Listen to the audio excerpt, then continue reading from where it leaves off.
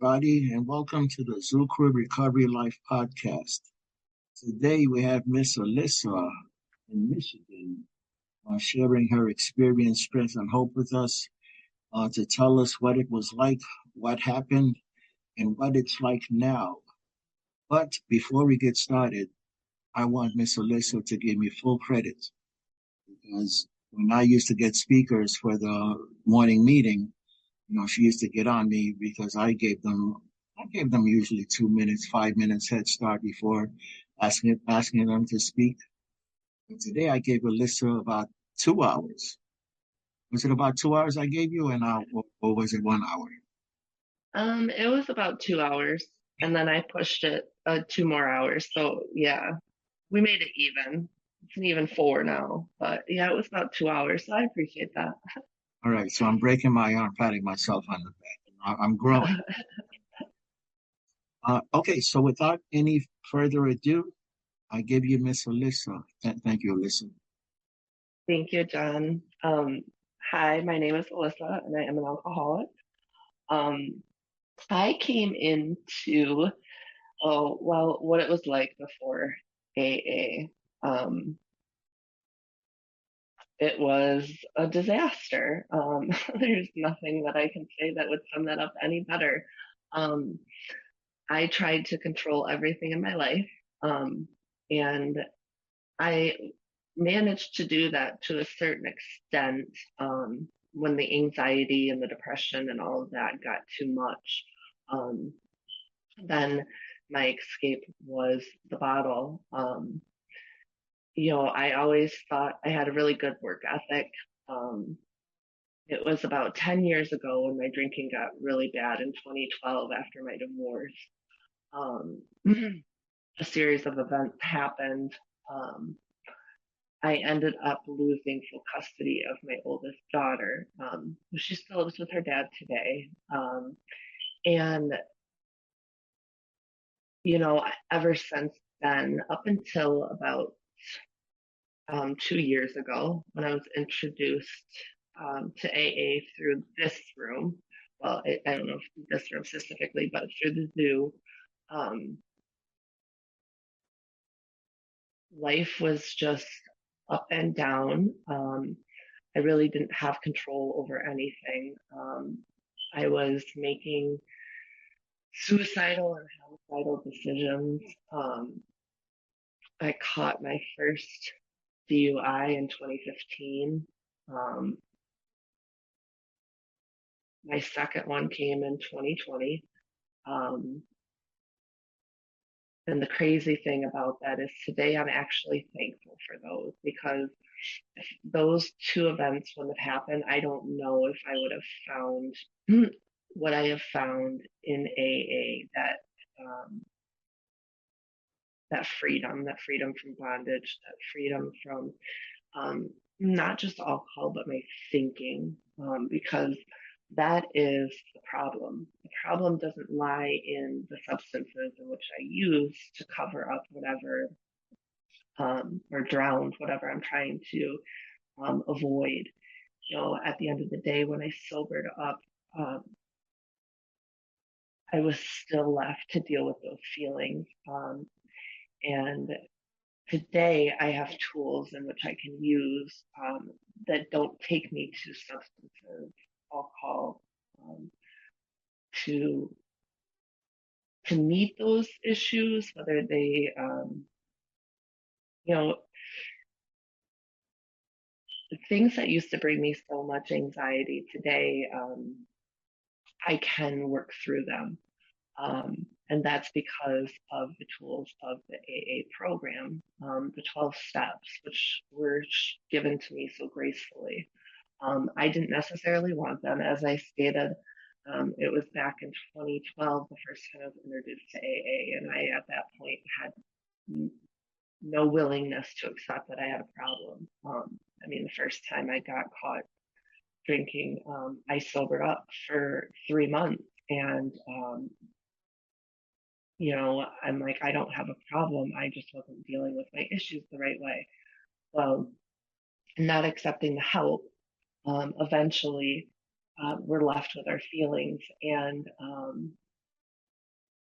I've used outside resources outside of AA, but I can say it wasn't until I used AA along with those outside resources, such as counseling, therapy, that I was able to successfully apply what was being asked of me, and the will of my higher power for my life.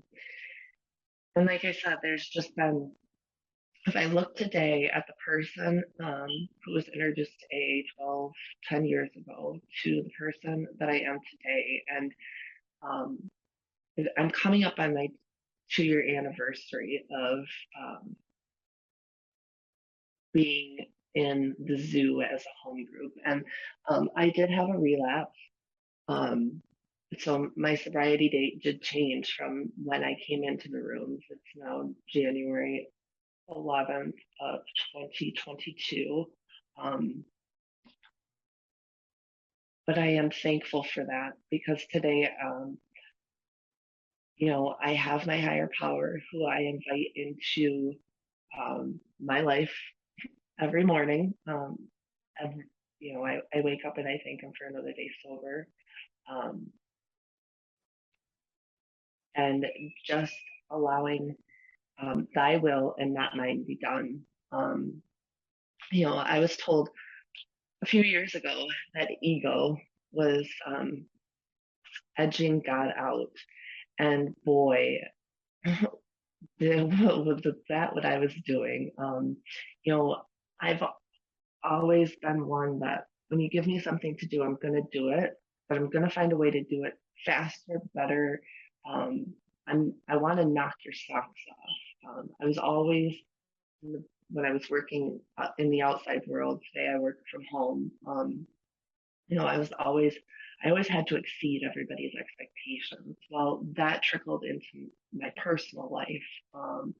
And if you recall, I mentioned the first time I was introduced to AA was back when I was going through a divorce in 2012. Um, and for me, I didn't realize it at the time, but that was such an earth shattering thing to my ego because it was a failure, but I wanted it because I knew it wasn't a safe situation. I knew it wasn't healthy. I wanted better for me and I wanted better for my daughter. Um, and I got there. It just took a longer time because of my self will, and my self will wanted to stay out there. My self will my ego didn't want me to acknowledge that I had a problem. You know, step one, I admitted I was powerless over alcohol. That's the first part of step one for me. I had to admit it. And, I came into this room in 2020, desperate. I had just gotten my second DUI. I had put people in a bad situation. I had reached the bottom. Hopefully, what I still pray today to be my bottom. And not only do I am I grateful for that day because I was introduced to the program at my most vulnerable. I was desperate. I was willing. Um, but as time went on and I was getting, I had more time under my belt because my first relapse came when I was 11 months. But I was allowing my ego to take back over. And I wasn't waking up in the morning and saying my prayer and, asking God, um, thanking God, and then asking Him to give me the tools for the day. Um, I think it's page 76, the big book, the 7-step prayer. Um, it talks about removing the good and bad character defects so that I can be ultimate. I'm paraphrasing, not saying word for word. I don't have my book in front of me, but so I can be of ultimate use to my higher power and to the people about me. And that's what this program has done for me. I, it's people tell me, I've heard this in the room so many times, it's very simple, but it's not easy. There's the 12 steps, they're in order for a reason. And, the quicker that I put, what's the word I'm looking for? The quicker I realized that this was my best, like if I want to live a life where I'm not fearing whether or not, like, what did I do last night, or who did I call, who did I tell somebody off, did I do this, I go to bed and I remember what I did for that day for the most part. I am human. I do have two little ones that run around and um, rack my brain. So, I can walk into the room and forget where I set my phone down of the room I just walked out of. So, but I think those are normal mom things. Um, but outside of those, I remember my interactions, I remember my behaviors. But today I can even pause before those behaviors come, before they're put into play, before those thoughts become words, definitely before those words become action. And that's where my freedom came from. And my higher power continues to bless me. I'm always taken back at where I've come from. Um, Back in, I've tried the rehab thing. I've tried inpatient facilities, mental health facilities, and that's what brought me to where we are today. I'm currently residing in the west, or excuse me, the east side of Michigan, on Lake Huron. And back in 2017, I was brought here, or we came here through housing that was given to us through the rehab that I had completed. Um, and since then, we've stayed here because this is it's a recovery area. But it it's also where I've been able to strengthen my relationships with people. Um, I've worked with um, local agencies, and I've been able to tell my story. Up until a certain point, I mean, it changes. It wasn't until again October of 2020 that I was introduced to AA in that most vulnerable moment, where I grasped on and I haven't let go. Um, I like I mentioned earlier, I came in because I had received a DU, or I earned it. I don't know why I received it, but I made that homicidal and suicidal decision to get behind the wheel of the car. Um, so today I have completed um, all of those requirements from that incident, and they've been completed for a few months now, and I completed them early.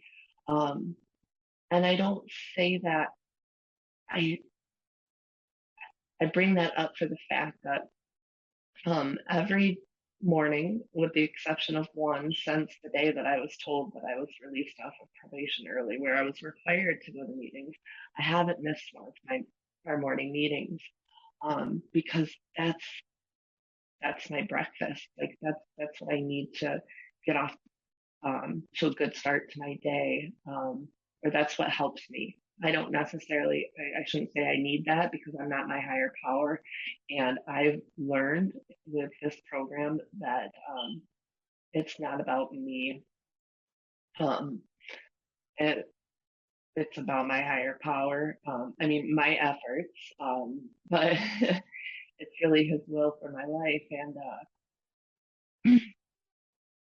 kind of lost where I was going with that. So give me just a second to retrace my thought. Um, but I have the reason why I bring that up is because today I have that freedom. I have that freedom from bondage, where it tells us on page 552, where I don't get those resentments. I have freedom from alcohol. I have freedom from um, cranky people. I have freedom from uh, so many things that I never thought possible. And it was all because of the desperation that I had when I came in almost 2 years ago. If I wasn't, I don't know where I would be. But I'm thankful that I'm here today because, there's not enough time in the day to list off all the blessings that this program has given me. And, it's all about getting in a new routine. If you're just new coming in, trying to get sober, focus on the moment. Sometimes we have to live 1 second at a time, not 1 day at a time. We have to go to the second. Sometimes it's the minute. Then we can move on to the hour and then on to the day. There is hope. Just have to keep coming and take the suggestions of those who have come before you. And I will say one thing is I have a lot of respect for those that come before me and just about anything.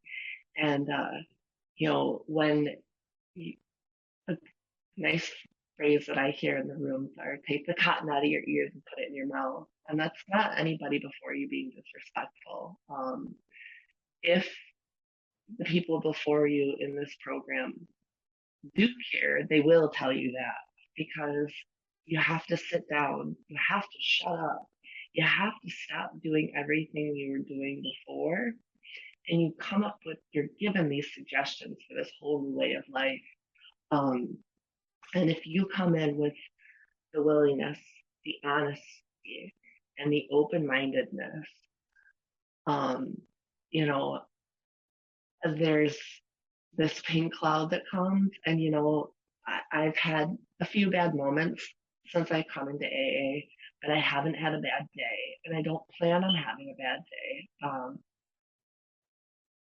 And that's because I have a higher power who loves me. I have a program and a fellowship. I have a home group that is so supportive, and um, if they don't see me, they reach out for me. If I don't see them, I reach out to them. And we're all over the country. Some of us are actually in different countries. And, I'm just so thankful for that. Um, I'm thankful for this program. I'm thankful for my higher power. And I'm thankful for everybody that he chose um, to put in my life and my sober path. It's not perfect. It hasn't been, and I don't expect it to be continuing. Give me just a second, Liffy. Um, Sorry, that was my daughter coming in. But they've grown up with me in the last 2 years with AA too. So I got sidetracked, but they see my dedication to this, and I'm sure they see the change too. We don't talk about it. They're 2 and 5. Um, but my little guy never has to see me intoxicated. And, if that's the best gift that I can give my oldest daughter for making those really poor choices while she was in my care, that's where my higher power comes in, is that I've lost some things in my addiction, but I've gained some amazing things in my sobriety. And, on that note, I'm just going to keep coming back. And thank you, John, for asking me to share my experience, strength, and hope. I know I kind of bounced all over the place. We only got interrupted once, though. And I think that's a bullseye. So that's all I have. Thank you. Fantastic. And as always, we don't worry about the babies in the background. We love it. Uh, but we'd be remiss in not mentioning your number one. Well, what's your football team? Oh, so I'm a diehard Packers fan, and as of December 18th of last year, I am now a part owner of the Packers. We're the only team in the NFL that it's uh, fan owned. So yeah, I'm an owner of the Packers team. It's like a one billion. but I can say that, and that's a gift of this program too. I don't, I wouldn't have been, I don't think I would have been in a position where somebody would have thought I was deserving of that, because it was a gift that was given to me. So, I mean, I've been a diehard Packers fan my whole life. I've only been an owner for just under a year. So, um, and that tells you, those are gifts of the program. So John and I go back and forth often. He likes to tease me, but Aaron Rodgers is the best quarterback in the NFL. Yes, I said it. So all you Brady fans, that is an outside issue, and we leave those things once the meeting starts.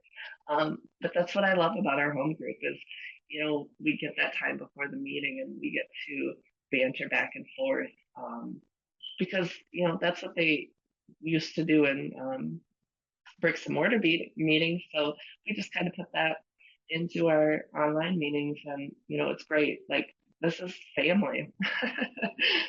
We'll wait and see if Jeremy comes and shares his story and tells us how Chicago's doing.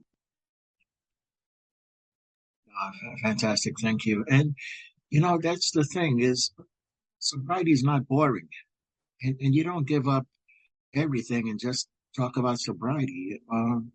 Yeah, we have fun, and that's the great thing about the zoo. Is we're deadly serious about sobriety, but we also have fun. And Miss Alyssa, thank you very much for taking the time to do this. Really appreciate it. Anything else?